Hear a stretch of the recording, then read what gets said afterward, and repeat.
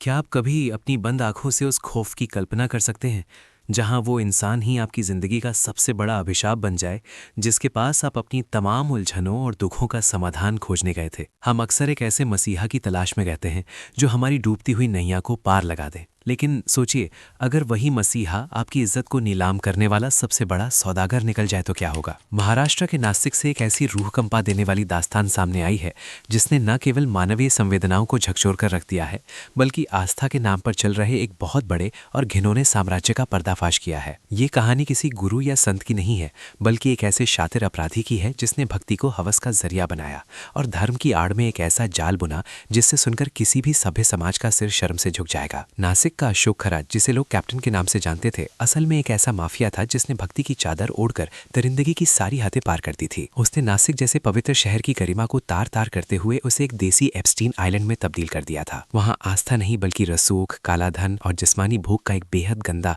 और खौफनाक खेल चल रहा था। वो महिलाओं को धर्म का डर दिखाता, उन्हें मौत और अनहोनी का भय पैदा करता और फिर उन्हीं के साथ अघोरी क्रियाओं के नाम पर घिनौनी कृत्य करता। सबसे डरावनी बात यह थी कि उसने अपनी इस हैवानियत को एक डिजिटल तिजोरी में कैद कर रखा था, ताकि वो जिंदगी भर उन महिलाओं को अपनी उंगलियों पर नचा सके। इस दरिंदे का तरीका बेहद सोची समझी साजिश का हिस्सा था। पहले वो महिलाओं का शारीरिक शोषण करता और फिर बड़ी चालाकी से उसका वीडियो बना लेता। इसके बाद शुरू होता था ब्लैकमेलिंग का वो सिलसिला जो कभी खत्म नहीं होता था। वीडियो के दम पर वो बार बार उन मासूम और मजबूर महिलाओं को अपनी हवस का शिकार बनाता। ये कहानी उस भरोसे के कत्ल की है जिसे सुनकर पत्थर दिल इंसान का भी कलेजा कांप उठेगा। एक शातिर दिमाग ने डर को अपना सबसे बड़ा हथियार बनाया था। जिस इंसान को दुनिया भगवान का अवतार मानकर पूछने लगी थी, वो अपने केबिन के भीतर एक ऐसा स्टूडियो चला रहा था जहां सिर्फ और सिर्फ अश्लीलता और जुल्म का बोलबाला था। वो शुद्धिकरण और दैवीय शक्तियों के नाम पर महिलाओं को नशीला पदार्थ पिलाता और जब वे बेसुध हो जाती तो उनके साथ जानवरों से भी बदतर सलूक करता। जब पुलिस ने इस पूरे मामले की जड़ तक जाने की कोशिश की और छापेमारी की तो उनके भी होश उड़ गए। जांच के दौरान 58 से ज्यादा ऐसे आपत्तिजनक वीडियो मिले जिन्हें देखकर पुलिस अधिकारी भी सन्न रह गए। उन्हें समझ नहीं आ रहा था कि ये कोई मंदिर या पूजा स्थल है या फिर पोर्नोग्राफी का कोई अड्डा। इसीलिए आज ये सवाल उठाना ज़रूरी है कि क्या हम किसी भी इंसान की वेशभूषा या उसके बोलने के तरीके से प्रभावित होकर उसे अपनी ज़िंदगी की चाबी सौंप सकते हैं। अगर आप भी ज्योतिष विद्या, कर्मकांड या किसी भी तथाकथित बाबा पर बिना सोचे समझे विश्वास कर लेते हैं, तो आपको ये हकीकत विस्तार से जाननी चाहिए, क्योंकि ये दास्तान आपके रोंगटे खड़े कर देगी। ये कहानी है उस देसी एप्स्टीन की, जिसने आस्था की आड़ में अय्याशी का एक ऐसा किला खड़ा किया था जिसकी दीवारें बेगुनाह महिलाओं की सिसकियों से बनी थीं। इस कहानी की गहराइयों में जाने से पहले ये समझना जरूरी है कि कैसे एक मर्चेंट नेवी का अनुशासित अफसर इस कदर गिर सकता है। अशोक खरात की ये डार्क थ्रिलर किसी फिल्मी पटकथा से कम नहीं लगती। वो कोई पारंपरिक बाबा या खानदानी गुरु नहीं था। उसने अपनी जिंदगी के 22 साल समंदर की लहरों के बीच मर्चेंट नेवी में बिताए थे। रिटायरमेंट के बाद उसने अपनी उसी नेवी वाली अनुशासित और रौबदार छवि को एक ढाल के रूप में इस्तेमाल किया। उसने अपनी सफ़ेद दाढ़ी बढ़ाई, चेहरे पर एक बनावटी सौम्यता और गंभीरता ओढ़ी और नासिक में एक भव्य महादेव मंदिर का निर्माण करवाया। लोग उसे कैप्टन साहब कहने लगे और अपनी मुसीबतों का हल ढूंढने उसके पास आने लगे। उन्हें लगा कि ये इंसान उनकी डूबती हुई जिंदगी की नैया को किनारे लगाएगा, लेकिन उन्हें क्या पता था कि वो समंदर का सबसे खूंखार शिकारी है जो उनकी इज्जत को निगलने के लिए तैयार बैठा है। अशोक खरात ने समाज में अपनी पहचान एक ऐसे संकट मोचक के रूप में बनाई थी जो करियर से लेकर घरेलू कलह तक का हर समाधान चमत्कार के जरिए कर देने का दावा करता था।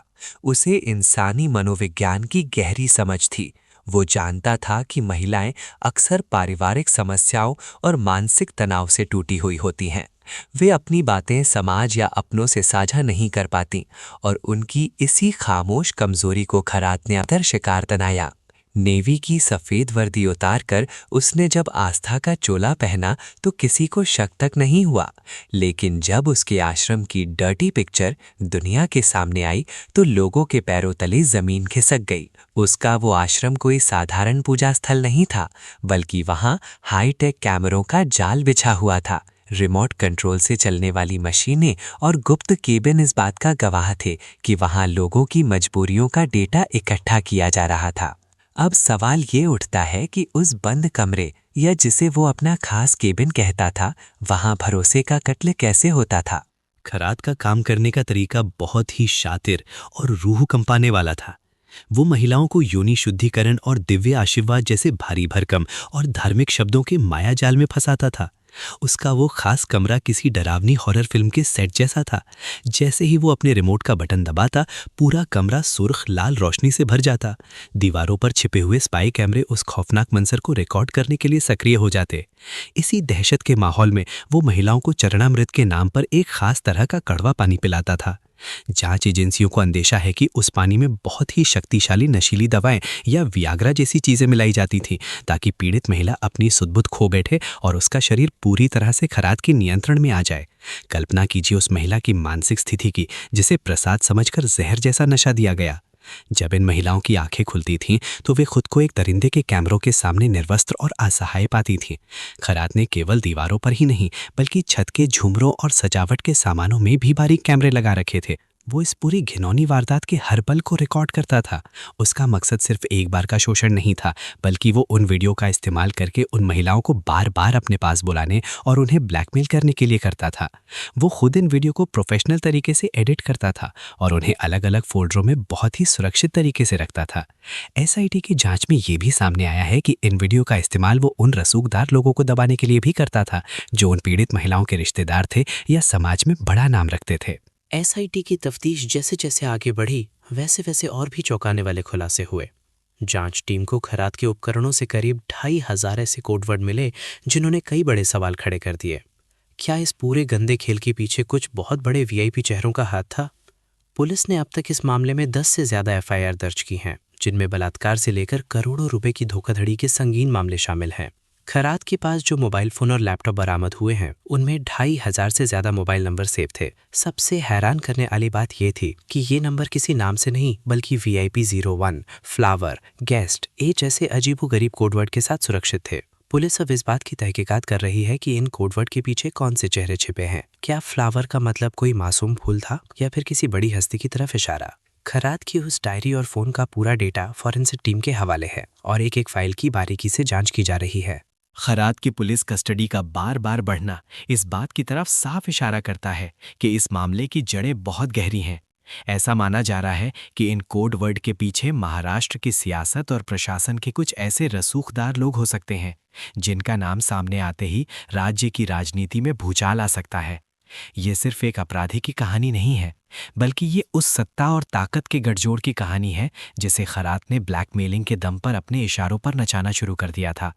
आज भी कई लोग पुलिस के पास आने से डर रहे हैं, क्योंकि उन्हें डर है कि उनके राज भी खरात की उन फाइलों में दफन है। ये जांच अब एक ऐसे बड़े नेक्सस की तरफ बढ़ रही है, जहां सफेद पोश अपराधी और समाज के रक्षक ही भक्षक बनकर साथ खड़े दिखाई दे रहे हैं। इस कहानी का सबसे डरावना और शर्मनाक पहलू वो है जिसमें डॉक्टरों के शामिल होने की बात सामने आई है। डॉक्टर, जिन्हें समाज में भगवान का दर्जा दिया जाता है, वे भी इस पाप की नगरी का हिस्सा थे। SIT की जांच में ऐसे कई सुराग मिले हैं जिनसे पता चलता है कि नासिक के कुछ निजी अस्पतालों के डॉक्टर खरात के सीधे संपर्क में थे। वे खरात के इन काले कारनामों पर पर्दा डालने का काम करते थे। ये शक जताया जा रहा है कि जब खरात के शोषण की वजह से कोई महिला गर्भवती हो जाती थी, तो ये डॉक्टर ही थे जो चुपचाप और अवैध तरीके से उनका गर्भपात करवा देते थे, ताकि दुनिया के सामने कोई सबूत न बच सके। ये एक ऐसा सिंडिकेट था जिसने चिकित्सा जैसे पवित्र पेशे की गरिमा को धूल में मिला दिया। फिलहाल मेडिकल रिकॉर्ड्स और दवाइयों की उन पर्चियों की गहन जांच हो रही है जो खरात के ठिकानों से मिली हैं। अगर डॉक्टरों के खिलाफ ये आरोप साबित हो जाते हैं तो ये हमारे समाज के लिए सबसे काला दिन होगा। पूछताछ के दौरान ये भी पता चला है कि इन डॉक्टरों को इस गंदे काम के बदले मोटी रकम दी जाती थी। इतना ही नहीं, खरात उन्हें रसूखदार लोगों और बड़े राजनेताओं से मिलवाने का लालच भी देता था, ताकि उनका मेडिकल बिजनेस और फल फूल सके। ये जाल सिर्फ नासिक तक सीमित नहीं था, बल्कि इसके तार महाराष्ट्र के कई बड़े शहरों और यहाँ तक कि सरहद पार दुबई तक फैले हुए थे। अशोक खरात की आर्थिक तरक्की को देखकर हर कोई दंग था। साल 2017 तक जिस ट्रस्ट के पास महज कुछ लाख रुपए हुआ करते थे, वो अचानक कुछ ही सालों में करोड़ों की बेनामी संपत्ति का मालिक कैसे बन गया? जांच का कांटा अब खरात के विदेशी लेन देन पर जाकर टिक गया है। सबूतों के मुताबिक दान के नाम पर जो पैसा इकट्ठा किया जाता था उसे हवाला के जरिए दुबई भेजा जाता था। एसआईटी को ऐसे दस्तावेज मिले हैं जो दुबई में खरीदे गए आलीशान फ्लैट्स और निवेश की तरफ इशारा करते हैं। नासिक के छोटे से खेत से शुरू हुआ ये सफर दुबई के चकाचौंध और बुर्ज खलीफा के पास मौजूद लग्जरी अपार्टमेंट्स तक कैसे पहुंचा? क्या वो सारा पैसा उन महिलाओं के शोषण और ब्लैकमेलिंग से कमाया गया था? खरात ने अपनी पत्नी और बेटी के नाम पर भी कई बेनामी संपत्तियां खरीदी थी, जिनकी बाजार में कीमत उनकी आय के ज्ञात स्रोतों से कहीं ज्यादा है। वो अक्सर दुबई की यात्राएं करता था और वहां के बड़े रईसों के साथ उसकी तस्वीरें अब सोशल मीडिया और जांच फाइलों में उभर कर सामने आ रही हैं। यही वजह है कि इस पूरे मामले को महाराष्ट्र की देसी एप्स्टीन फाइल कहा जा रहा है। जिस तरह अमेरिका के जेफरी एप्स्टीन ने सत्ता और रसूख का इस्तेमाल करके महिलाओं का शोषण किया और एक द्वीप पर अपना काला साम्राज्य चलाया, ठीक वैसा ही ढांचा खरात ने नासिक में खड़ा किया था। खरात के पास बड़े नेताओं और उच्च अधिकारियों के साथ खिंचवाई गई तस्वीरें और उनके कुछ निजी वीडियो होने के भी सबूत मिले हैं, जिनका इस्तेमाल वो ढाल के तौर पर करता था। वो इन प्रभावशाली लोगों को हनी ट्रैप में फंसाता या फिर उनके किसी राज के जरिए उन्हें अपने काबू में रखता था, ताकि पुलिस या कानून उस तक कभी ना पहुंच सके। ये पूरा मामला केवल हवस का नहीं था, बल्कि ये सत्ता पर कंट्रोल पाने का एक जरिया था। मुख्यमंत्री ने हालांकि इस मामले में कड़ी जांच के आदेश दिए हैं, लेकिन जनता के मन में अब भी वही सवाल है कि क्या सिस्टम उन तमाम बड़े नामों को बेनकाब कर पाएगा जो खरात के आश्रम के पिछले दरवाजे से अपनी अय्याशी का सामान ढूंढने आते थे? क्या वे वीडियो फाइलें कभी सार्वजनिक हो पाएंगी जिनमें इन रसूखदारों के असली चेहरे छिपे हैं? खरात की दरिंदगी सिर्फ शारीरिक शोषण तक ही सीमित नहीं थी। वो एक मानसिक रोगी की तरह व्यवहार करता था, जिसे अघोरी क्रियाओं और खून के खेल में आनंद आता था। तंत्र मंत्र के नाम पर वो महिलाओं को लहूलुहान कर देता था। उसके केबिन से ऐसे कई नुकीले और धारदार औजार मिले हैं जो बताते हैं कि वो वहां पर तांत्रिक अनुष्ठान के बहाने महिलाओं को शारीरिक पीड़ा देता था। उसे लोगों के दर्द और उनकी सिसकियों को रिकॉर्ड करना और उन्हें बार बार देखना एक सनक की तरह पसंद था। ये शोषण इतना गहरा और मानसिक तौर पर इतना प्रताड़ित करने वाला था कि आज भी कई महिलाएं सदमे में हैं और बोलने की स्थिति में नहीं हैं। कोर्ट में सुनवाई के दौरान सरकारी वकील ने तो यहाँ तक अंदेशा जताया है कि खरात शायद नरबली जैसी किसी भयानक अघोरी क्रिया की तैयारी में भी था। उसके पास से बिना लाइसेंस की रिवॉल्वर और कई जिंदा कारतूस भी बरामद हुए हैं, जो उसकी खतरनाक मंशा को साबित करते हैं। मगर सबसे बड़ा सवाल ये है कि ये सब कुछ इतने सालों तक खुलेआम चलता रहा और किसी को कानो कान खबर नहीं हुई, या फिर सच ये है कि सबको सब कुछ पता था लेकिन सत्ता और खौफ के आगे हर कोई खामोश था। नासिक जैसे शहर में जहां धर्म और संस्कृति की जड़ें इतनी गहरी हैं, वहां एक अपराधी भगवान बनकर लोगों की जिंदगियों से खेलता रहा। ये मामला अब केवल एक आपराधिक घटना नहीं रह गया है, बल्कि ये हमारे समाज के लिए एक बहुत बड़ी चेतावनी है। अशोक खरात जैसे दरिंदे समाज के उस अंधेपन का फायदा उठाते हैं जिसे हम अंधविश्वास कहते हैं। जब लोग अपनी परेशानियों का तार्किक हल ढूंढने के बजाय चमत्कारों के पीछे भागते हैं, तब खरात जैसे भेड़िए पैदा होते हैं। ये पूरी घटना हमें सिखाती है कि सच्ची श्रद्धा और आस्था कभी डराती नहीं है। धर्म कभी किसी की इज्जत के साथ खिलवाड़ करने की अनुमति नहीं देता और ना ही कोई असली संत आपसे एकांत में शुद्धिकरण के नाम पर किसी भी तरह के शारीरिक संबंध की मांग करेगा। अब धीरे धीरे महिलाएं अपनी खामोशी तोड़कर सामने आ रही हैं। उनकी हिम्मत की दाद देनी होगी कि वे उस खूंखार अपराधी के खिलाफ खड़ी हुई हैं जिसके पीछे रसूखदारों की फौज थी।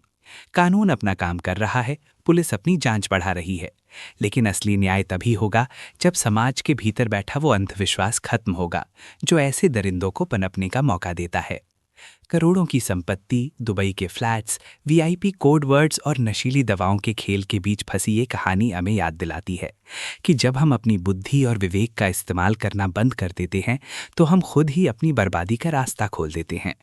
खरात जैसे लोगों का असली ठिकाना सिर्फ और सिर्फ जेल की कालकोठरी होनी चाहिए, ताकि आने वाले समय में कोई भी मासूम और मजबूर इंसान ऐसे भेड़ियों का शिकार ना बने। ये मामला साबित करता है कि अंधेरे में पलने वाले ये सफ़ेद पोश दरिंदे समाज के लिए किसी कैंसर से कम नहीं हैं। आस्था रखिए, लेकिन अपनी आंखों को बंद मत कीजिए, क्योंकि जिस दिन आप आंखें मूंद लेते हैं उसी दिन खरात जैसे शिकारी अपना जाल बिछाना शुरू कर देते हैं।